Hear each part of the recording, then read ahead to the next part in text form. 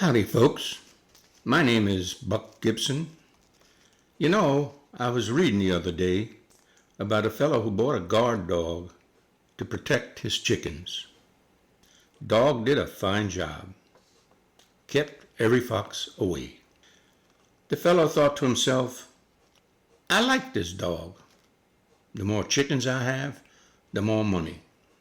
Problem was, after a while, that dog figured out he liked chicken himself. Now the fox is gone, but so are the chickens. Funny how that works. Now I'm a Midwest farmer, and I'm Cherokee. Born into a Cherokee Nation, proud to be so.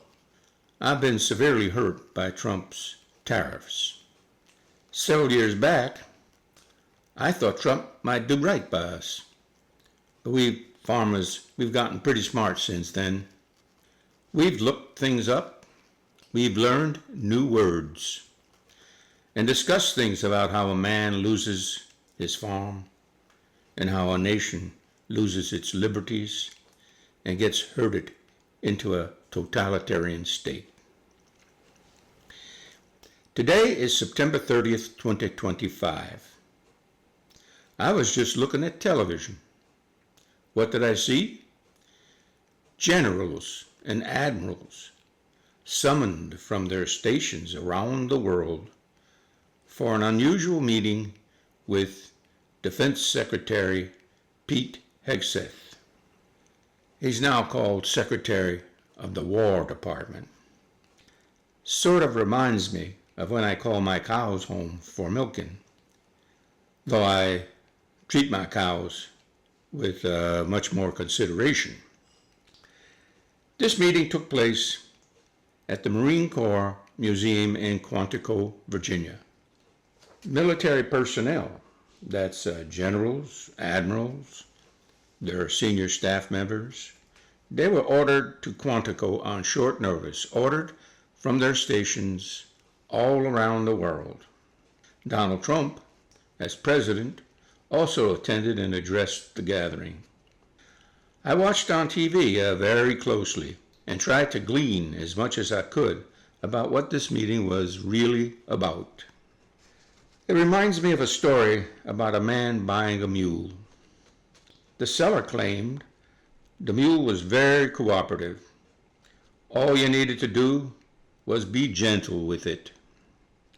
Then the seller took a board and smacked that mule across the top of its head. The buyer was naturally surprised and said, I thought you said be gentle, persuasive.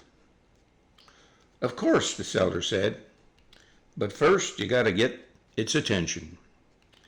I figured this meeting was about getting the attention of those generals and admirals. Now this brilliant Napoleon called Hegseth, he and Trump have renamed the Department of Defense the Department of War. That's worse than being ignorant of history and naming the Gulf of Mexico the Gulf of America. I once knew a chief of a neighboring tribe who had the honor of naming all the newborn children. One day a young brave asked the chief, how do you select the names of newborn children? The chief says, well, when a child is born, I go to a high mesa. If I see an eagle flying, I name that child Flying Eagle. If I see an antelope running, I name that child Running Antelope. Then the chief turns to the young man with a quizzical look and says, why do you ask this question? 2 humping dogs? Well, I guess being named 2 humping dogs is the luck of the draw. I don't know why, but whenever I think of Hegseth and Trump, those 2 humping dogs come to my mind. My granddaddy used to say, you can tell a lot about a man by how he picks his foreman. Good farmers pick the fella who knows the land. A bad farmer picks the one who tells him his crops are doing great, even when they're dying. Now let me tell you, picking Hegseth as the civilian overseer of the military was not a mistake. It's the first step in Trump getting control of the military. Heck says he's cleaning out the wokeness in the military. We're getting back to merit and fitness, he says. That's like my neighbor who fired his best farmhand because the fellow voted different than him. He then hired his cousin, who couldn't tell wheat from weeds. That farmer didn't need Trump's tariffs to go bankrupt. You may be wondering, why does Trump want the military to be like that farmer that went bankrupt? See, when a man tells you he's promoting based on merit, but then demands everyone think exactly like him, well, that ain't merit. That's just creating an army of yes men. Now, yes men may not be able to win a war, but yes men can apply force on civilians, even when it violates the Constitution. Trump told those generals at Quantico, "You can walk out this meeting if you disagree with me." Sounds fair, don't it? But then he says, if you disagree with me, there goes your rank, there goes your future. This reminds me of a story I heard from a seafaring man from a small island in a faraway ocean. Seems they captured a man from an enemy tribe. And the chief said to that man, death or ooga booga.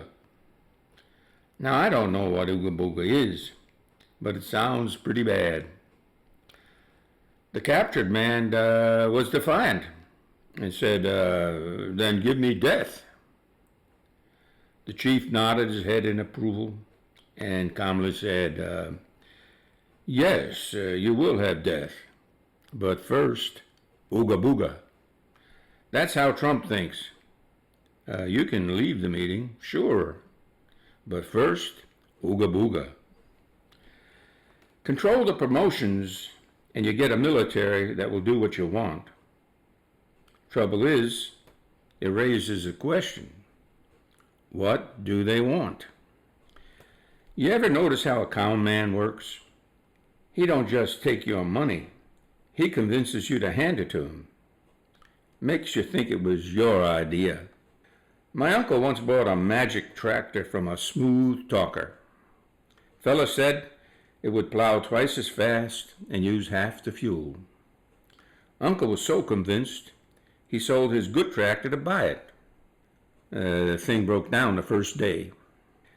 When Uncle complained, the con man said, well, you're the one who wanted so bad. Yeah, my uncle really wanted this magical tractor. I'm thinking, negating your vote so Trump and his cabal can hold on to power is like selling you that magical tractor. Trump says he got so many folks wanting to join the military, we can have the pick of the litter. You don't have to take anyone you don't want, he thinks. You don't want them for any reason, you don't have to take them. Says it's about fitness and merit. You know, let me tell you about my hound dog. She had puppies last spring. Beautiful litter. Fellow came by, wanted to buy one. Said he needed a hunting dog. But he didn't ask which pump could track, which one had the nose, which one had the stamina. No, sir. He picked the meanest looking one, the one that growled at everything. I asked him why. He said, that's the one that'll do what I tell it. Last I heard, that dog bit him and then ran off. Seems to me when you're selecting individuals to serve the military based on whether they think Trump is their infallible leader, you ain't picking warriors. You're picking yes men. And if you don't already know it, when mess men are turned on you and your family or even your neighbors, they are dangerous. Trump wants control of the military induction process. It allows the Trump administration to select individuals with a MAGA philosophy and a macho wannabe personality, sort of like they're now doing in selecting individuals for the ICE force. Now that's brawn with no brains. Seems to me it's like putting my breeding bull in a china shop to take care of it. You may already know that putting a mindless bull in a china shop who cares nothing for our democratic values or cares nothing about right from wrong, that's when macho bulls are very dangerous. Let me tell you about crows in my cornfield. It reminds me of what Trump is doing. Had a problem with crows in my cornfield last year. They were getting into everything. My neighbor suggested I get a scarecrow. I said, I got one. He said, well, get a real maniacal looking person and put him in the field. That'll really scare him. I said, friend, if I put a maniacal person in my cornfield, the only thing that's going to get scared is me and my family. Trump stood up there at Quantico and bragged about how Washington, D.C. went from dangerous and lawless to safe in just 12 days. Not surprisingly, he said it was his putting military in the streets that did this. Then he tells these generals and admirals, we're going to do the same thing to Chicago, Portland, all these cities run by Democrats. Says we should use these cities as training grounds for the military. Now, I don't know about you, but when a president starts talking about using American cities as training grounds for the military and calling it war and needing protection against the enemy from within, well, now that maniacal scarecrow, it just moved into my house. Look at what we got here. Trump pardons the folks who stormed the Capitol. Although they were convicted violent felons, he says they're patriots. Fires generals who won't pledge loyalty to him personally. Working hard, and illegally I might add, to change the culture of the Justice Department and other federal agencies. That culture that Trump is working so hard to change is a culture that is abiding by the law and the Constitution. Says he wants to screen recruits for reasons, any reasons. And we all know that reason ain't whether they can shoot straight. Tells the military to use American cities for training. That'll get us used to the military on the streets for sure. And he's got a federal law all ready to go. It's called the Insurrection Act. That lets him send troops anywhere he wants if he declares an emergency. If this emergency is actually traitorous, all he has to do is proclaim it's an official act. You can thank those moronic, petty, lawless justices on the Supreme Court for that. I've heard they're as wise as Solomon. They get their wisdom from the Federalist Society. You add it all up, and what do you got? You got a president building himself a modified military that for now, at least, stay out of the way. He will turn them into his Praetorian Guard when he consolidates his power. You got all federal agencies under his personal command.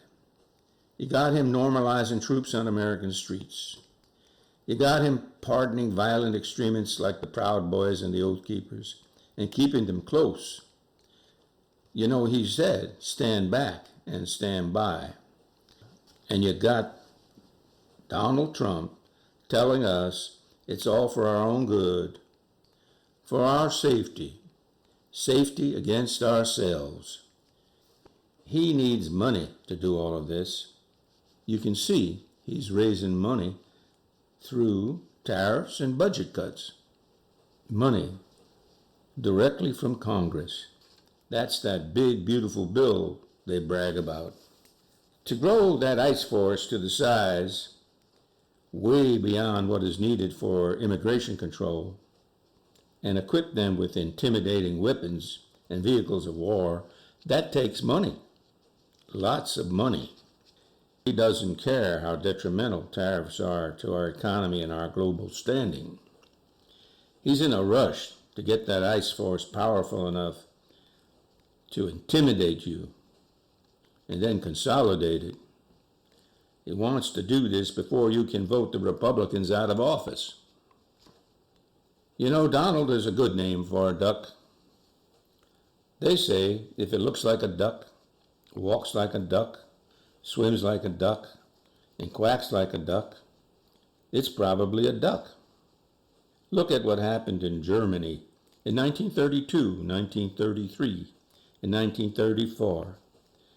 I mean with the brown shirts, military. Go on, look it up. You may see a pattern of what this current duck Donald is up to. Friends, that ain't no president. That's a con man trying to sell us a broken tractor. And we're about to find out too late that we traded in a good one. We got about as much time to stop this as a chicken has when the fox is already in the henhouse. Except this time, we let the fox in ourselves. We're trying to convince ourselves he's just there to guard the eggs. Now, I'm just a farmer, but I know when something smells bad. And this smells bad, real bad.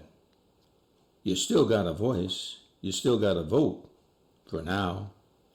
Use them while you can, because if you don't, you're going to wake up one morning and find out we're living in a country we don't recognize. By then, it'll be too late to do anything, except regret it. The pieces are being methodically put in place for using military and paramilitary force to maintain power, whether through intimidation of truth seekers like our universities, the media, even comedians, suppression of the opposition. Yeah, he'll use it all. Responses to emergencies that will be contrived rather than actually occurring. And most importantly, election interference. It's all designed to deny you your vote. He needs control of federal agencies, control of the military, control of the federal budget and tariff money. He wants to use this for his ice force. He likes the drummings of the insane anarchists, his insurrectionists who are standing by, his MAGAs, and control of those self-serving, cowardly, hypocritical grubs called members of Congress. If you're suspicious of how Trump and his cabinet are doing, you're not paranoid. Your suspicions are right on. So buckle up. It's here, and it's going to get worse. Now, you remember that guard dog I told you about at the start? We brought him in. Now we can send him back before he eats things like your dignity, your liberty, your democracy, and precious things. And believe me, these things, they ain't just chickens. So what can we do? Not much other than vote. We have to reject all Republican candidates.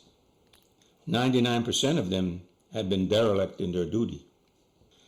They will always vote with the caucus in lock and step with what Trump orders. Save, we farmers. Save the workers. Save your liberty. Save your democracy. Save America. Vote the Republicans out of office. Even if it's your likable brother-in-law, vote him out. It's not about your brother-in-law. It's about the nation. If you love America, vote straight Democrat in the next election. Those of us who voted for Trump in the 2016 presidential election were foolish. The birther issue was a blatant lie from a man with no shame. That alone should have been sufficient reason to vote against him. Some of us voted for a third-party candidate in 2016 because we could not abide Hillary Clinton. And some of us voted for a third-party candidate in 2024 because we could not abide Kamala Harris. They were mistakes. The only way to bring the Republican Party back to proper governance is to vote them out of office. They won't understand anything else. In my past, I was a campaign manager for a Republican ticket for a state election. In this next election, I'm voting straight Democrat. Not because I'm an advocate for the Democratic Party. I'm voting straight Democrat because it's the most sensible thing to do. We need to clear out the Republicans. If we're ever going to stop this existential threat to our democratic republic, believe me, it's the only way that we as individuals can save this nation.